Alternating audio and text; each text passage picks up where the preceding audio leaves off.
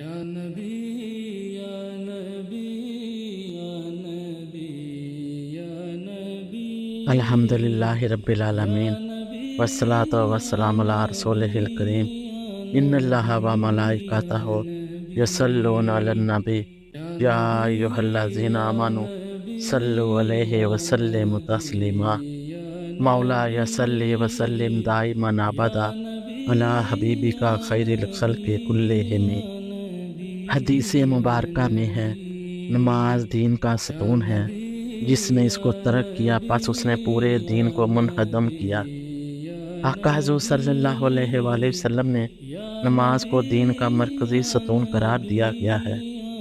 جس طرح کوئی عمارت بغیر ستون کے قائم نہیں رہ سکتی، اسی طرح دین کی عمارت اقامت صلاۃ کے بغیر قائم نہیں رہ سکتی۔ دین کی عمارت کو قائم رکھنے کے لیے ضروری ہے کہ بندہ نماز قائم کرے۔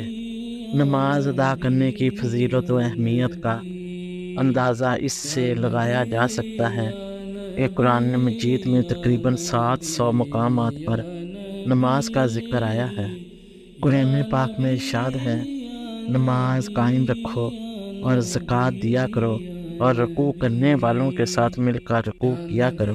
اور دوسری مقام پر ارشاد باری تعالیٰ ہے، اے ایمان والو، صبر اور نماز کے ذریعے مجھ سے مدد چاہا کرو، یقیناً اللہ صبر کرنے والوں کے ساتھ ہے۔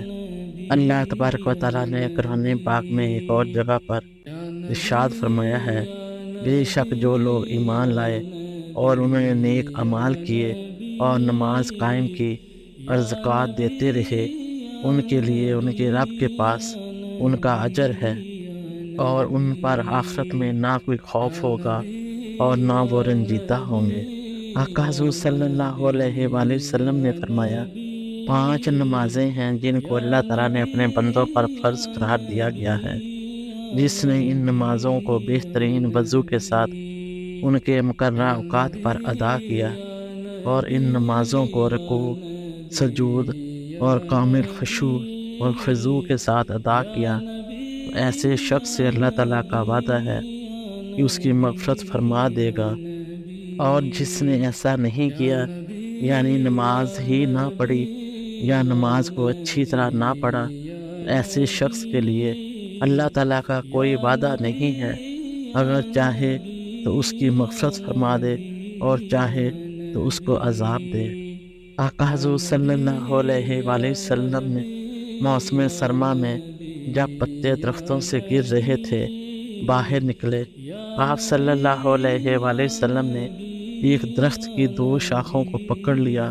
ابو ذر رضی اللہ تعالیٰ عنہ فرماتے ہیں، شاخ سے پتے گرنے لگے تو آقا حضور صلی اللہ علیہ وآلہ وسلم نے فرمایا، مسلمان بندہ جب نماز اس مقصد سے پڑھتا ہے کہ اسے اللہ تعالیٰ کی رضا حاصل ہو جائے، تو اس کے گناہ اس طرح جڑ جاتے ہیں جس طرح یہ پتے درخت سے جڑتے جا رہے ہیں۔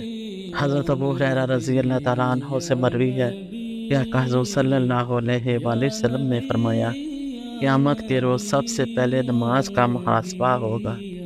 اگر نماز شرائط، ارکان اور وقت کے مطابق ادا کی گئی ہوئی تو وہ شخص نجات اور چھٹکارا پائے گا اور مقصد حاصل کرے گا۔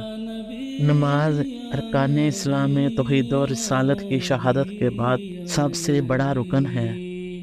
اللہ تبارک و تعالیٰ اور اس کے رسول صلی اللہ علیہ وآلہ وسلم نے اسے ایمان اور کفر کے درمیان حد فاصل قرار دیا ہے۔ ایک مومن کی نماز جہاں اسے مکمل روحانی اور جسمانی سکون مہیا کرتی ہے، وہاں منافقوں کی علامات میں ایک علامت ان کی نماز میں سستی و کاہلی بھی بیان کی گئی ہے کہ جب وہ نماز کے لیے کھڑے ہوتے ہیں تو سستی کے ساتھ کھڑے ہوتے ہیں۔ آقا حضور صلی اللہ علیہ وآلہ وسلم کی حدیث مبارکہ ہے، بے شک نماز میں شفا ہے۔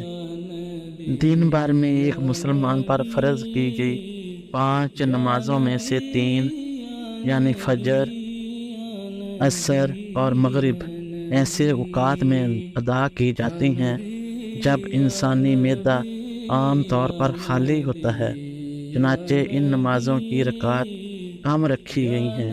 نماز ظہر اور نماز عشاء عام طور پر کھانے کے بعد ادا کی جاتی ہیں، اسی لیے ان کی رکعتیں بالترتیب 12 اور 17 رکھی گئی ہیں تاکہ کولیسٹرول کی زیادہ مقدار کو حل کیا جائے۔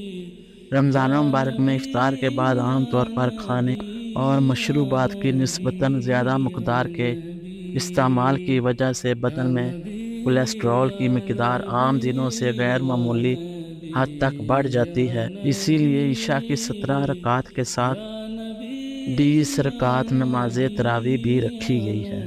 حضرت عائشہ صدیقہ رضی اللہ تعالیٰ عنہا سے مروی ہے کہ حضور نبی اکرم صلی اللہ علیہ وآلہ وسلم نے ارشاد فرمایا، اپنی خوراک کے کولیسٹرول کو اللہ کی یاد اور نماز کی ادائیگی سے حل کرو۔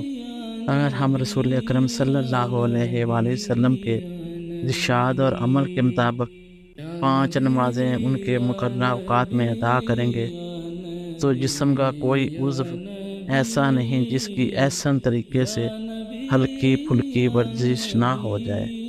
اللہ تبارک و تعالیٰ سے دعا ہے کہ ہمیں آقا حضور صلی اللہ علیہ وآلہ وسلم کی حدیث مبارکہ کی روشنی میں ان باتوں پر عمل کرنے کی توفیق عطا فرمائے اور ہمیں نماز پنجگانہ کا عادی بنا دے۔ آمین ثم آمین۔ جزاکم اللہ خیر و احسن الجزاء۔